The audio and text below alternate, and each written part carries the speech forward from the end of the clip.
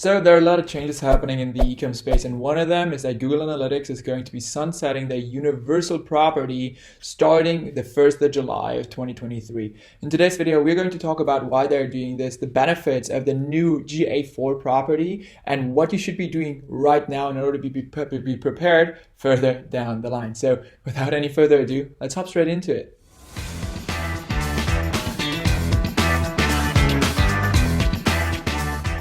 Ladies and gents, welcome back on my channel. For those of you who don't know me yet, my name is Victor and I am the founder of Victory Media, a boutique Facebook marketing agency that exclusively works with D2C e-commerce brands to help them scale their business to the next level by properly implementing paid social ads. So with that being said, in today's video, we're going to talk about Google Analytics sunsetting their universal property and, making the GA4, the currently optional property, mandatory starting the 1st of July in 2023. So before we talk about, why you should be doing this and, what you should be doing right now and the benefits of GA4, let's talk about, what they're actually doing for you to get a better overview and mark your dates in the calendar.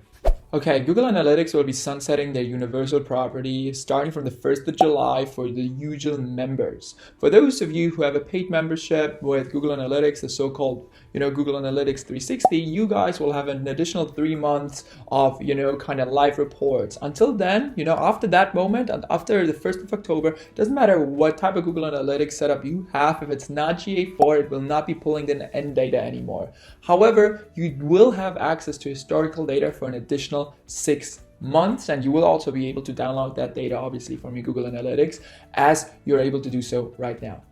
So this is pretty much the situation we are in right now, and you want to make sure that you mark those dates, the 1st of July of 2023, or if you're in the paid membership, the 1st of October in 2023, and you will, however, still have those reports available in terms of their historical data for another 6 months. Now, being on the same page and all, why don't we talk about why Google Analytics is actually shutting down their universal property? So there are a lot of reasons why Google Analytics wants to shut down their universal property. However, Google in their official statement actually mentioned 2 particular and main reasons. And that is, first, that the current Google Analytics universal setup is just not really made for the way, people use the internet nowadays, right? Google Analytics with their universal property was introduced in days where, web browsing was mainly desktop based, right? And nowadays, a lot of the, browsing just generally is happening across different devices, right? And therefore the methodology of having, just a cookie placed within the browser of a desktop, it's just not working so well anymore. And therefore, they wanted to change that in order for, Google Analytics to be updated and on top of the game with the current methodology and the current user behavior across the internet as a whole, right? Which is mainly mobile based and definitely cross-device based right now.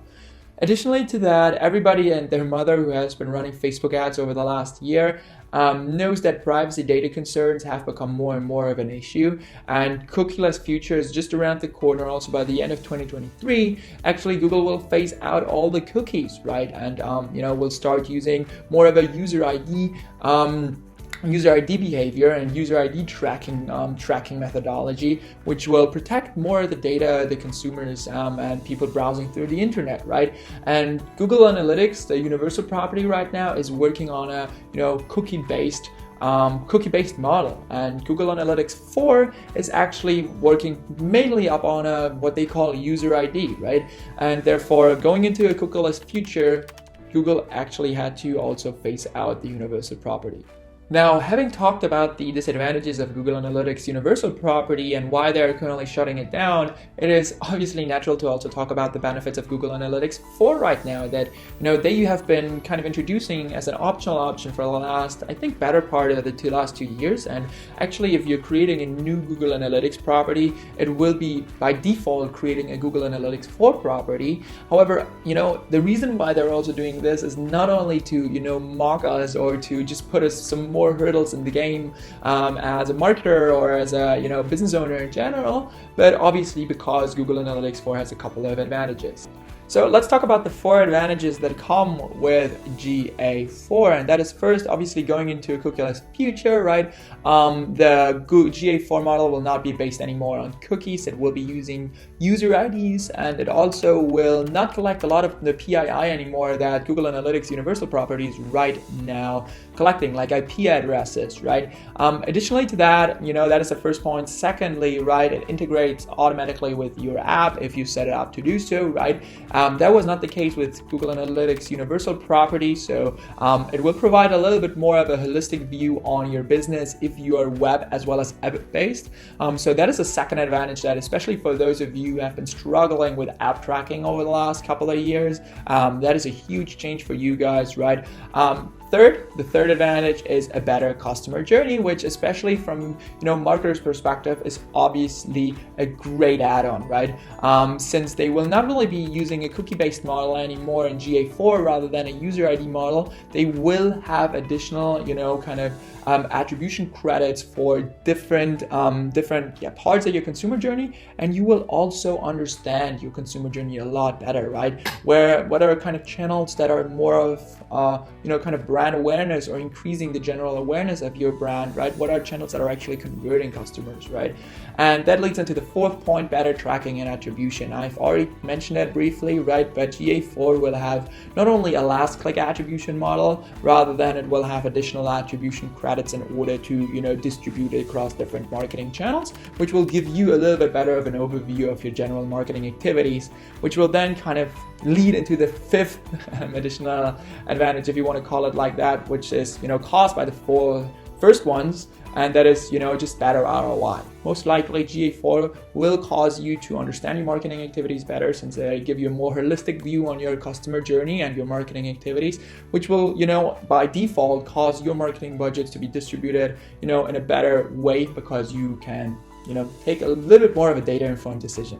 Those were the 4 advantages that come with GA4. However, having talked about why Google is sunsetting, their universal property right now, as well as the advantages and benefits that come with the GA4, let's talk about, what you should be doing right now. Because you might be saying, hey Victor, great to know that, but Google Analytics is sunsetting the universal property in the 1st of July. That is almost 12 months until then. So why should I even bother thinking about GA4 right now, right? I have other fires to tame right now within my business. And you're right, you do have 12 months or even more if you're a Google 360 member of leeway until really all your reports will not be pulling in any data anymore. However, the reason why you want to start implementing and getting to know GA4 right now is to have a full year of a data cycle, right? A lot of businesses out there have general volatilities and general kind of revenue peaks, as well as seasonal sales and seasonal kind of activities within their user behavior, right? And therefore you want to make sure that you have a complete year of data already within your GA4 to be able to properly analyze your data going into the future. And therefore you want to do a couple of things right now already. So those are the 3 things that you want to do right now in order to be prepared for Google Analytics Universal Property to be sunsetting the 1st of July 2023. And that is first, obviously you want to start implementing, GA4 via the Google Tag Manager on your website, right, in order to start tracking and pulling in data into those GA4 reports and not miss out on those anymore, because you can't just upgrade your Google Analytics Universal Property, right? The second thing is you obviously want to implement all the customizations that you already have within your Universal Property, right? This starts with e-commerce tracking to filters to just general kind of channel configurations, right? You want to start implementing those so you have actual useful reports being, pulling in data that you can start analyzing. And last but not least, right, that goes hand in hand with the analysis of GA4 reports. You want to become more familiar with GA4's interface, but also GA4's in itself, in order to properly analyze the data that your new reports are pulling in and that your new property is pulling in order to make more data-informed decisions. So those were the 3 things that you should be doing right now. If you want to know more about, what you should be doing right now, and maybe me even walking you through how to create a G4 property for your e-commerce brand right now, then make sure to drop a comment below and I'll be more than happy to actually record a complete and full video about that.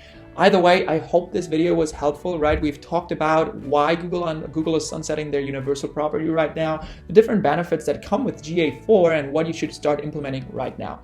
Either way, you should definitely, pulling and, just gathering more information about GA4, because as I said, you want to have a 12-month data cycle for your brand, right? And you need to start implementing the GA4 property right now, actually today, in order to have that 12-month cycle, right? So without any further ado, right, thank you for watching. I really appreciate you. If you like this video, then feel free to, like this video. And if you want to know more about, the current trends and, what is happening in the e-commerce space and how to grow your e-commerce brand profitably with Facebook ads, then feel free to also hit that subscribe button right below, right? Either way, thanks for watching. And on that note, I hope I'll see you next Thursday in the next video. Keep growing. Thank you so much for watching the video to this point. I know that if you have come this far, that you form a part of an exclusive group of people that do not only talk, but walk the talk, and that you are hungry for more content. So therefore, I went ahead and picked out an exclusive video just for you that I know you're going to love. Check it out right here.